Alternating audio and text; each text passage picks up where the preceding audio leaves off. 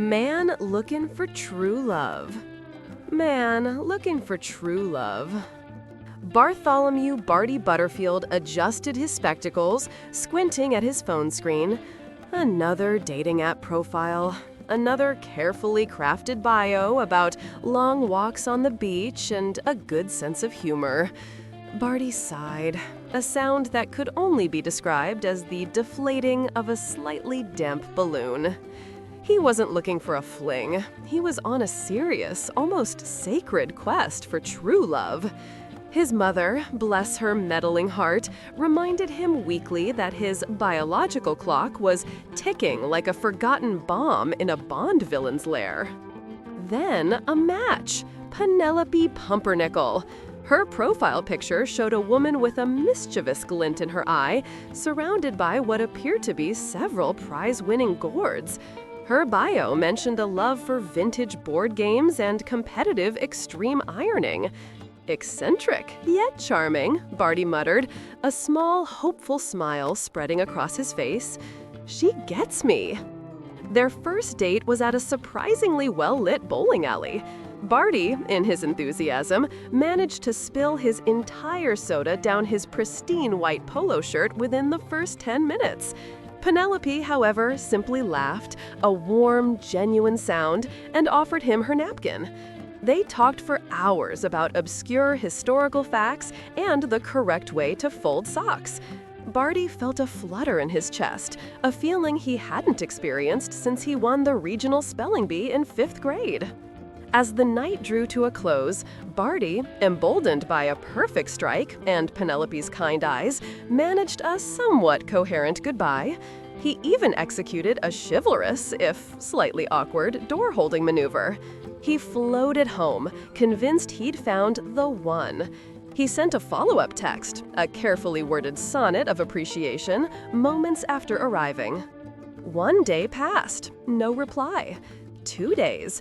Barty consulted his best friend, Brenda, a woman whose cynicism was matched only by her loyalty. "She ghosted you, Barty," Brenda declared, not unkindly, over their weekly Tuesday night trivia session. Barty looked devastated. "But we talked about the socio-economic implications of the 18th century button trade," he wailed. "That's deep, Brenda." Daphne, fueled by a stubborn optimism and his mother's latest "Have you met anyone nice yet?" text, decided to dive back into the dating pool. Soon enough, another match, Daphne Dandelion. Her profile was radiant, full of smiling selfies with fluffy puppies and sunsets. Her bio promised a passionate heart seeking its twin flame. Barty, ever the romantic, was intrigued. Their first date was at a quaint little tea house. Daphne arrived wearing a flowing tie-dye dress and a crystal necklace that pulsed with an alarming iridescent glow. She spoke exclusively about astrology, past lives, and their cosmic connection. Barty found himself nodding along, a little overwhelmed but also flattered by her intense belief that they were destined to be together. Daphne ended the date with a dramatic hug and a promise to call him when the moon aligns with Venus for maximum energetic flow.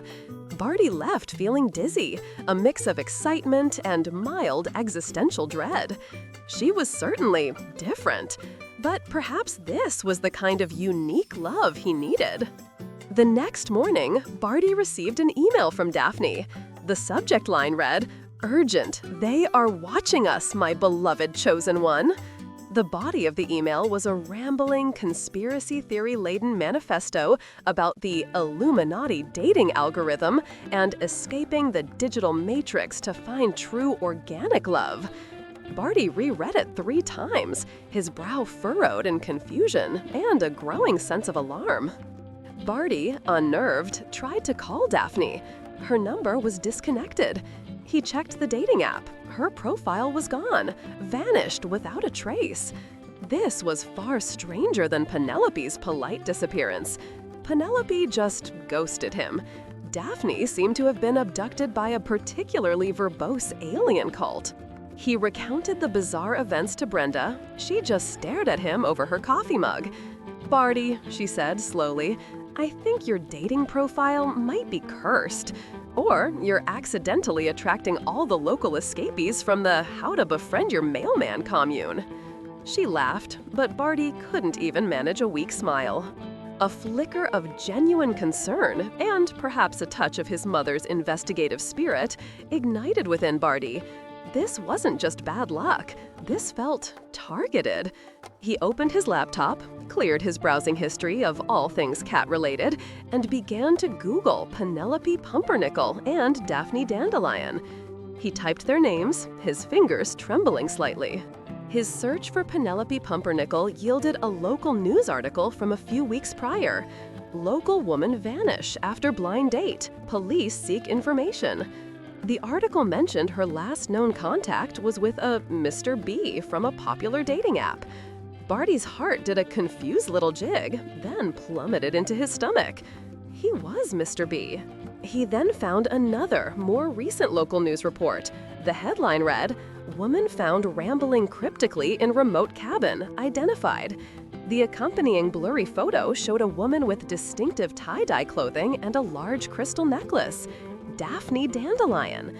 The article stated she was disoriented, speaking of cosmic connections and digital overlords. Barty felt a cold sweat break out on his forehead. Barty stared at the two articles, his mind racing. 2 women, 2 dates, 2 highly unusual disappearances. Was he some sort of unwitting catalyst for chaos? Or, more terrifyingly, was someone using him, using his desperate search for true love? The thought sent a shiver down his spine. His quest for love had officially veered into a C-list horror movie. Just as Barty was contemplating deleting all his dating apps and joining a monastery, his phone chimed. A new notification from the dating app. A new match. The profile name was Mysterious M.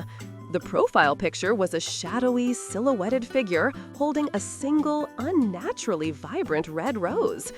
The bio consisted of a single, chilling sentence. "You're getting closer, Barty." Barty let out a small strangled yelp and dropped his phone onto the worn carpet. It landed with a soft thud, the screen still displaying the ominous message. His quest for true love had somehow transformed into a perilous game of cat and mouse, and he was quite sure he was the mouse. He desperately wanted to delete the app, throw the phone into the nearest body of water, and embrace a life of celibacy and competitive extreme ironing. But a sliver of stubborn Barty hope, mixed with a healthy dose of sheer terror, kept him from doing so.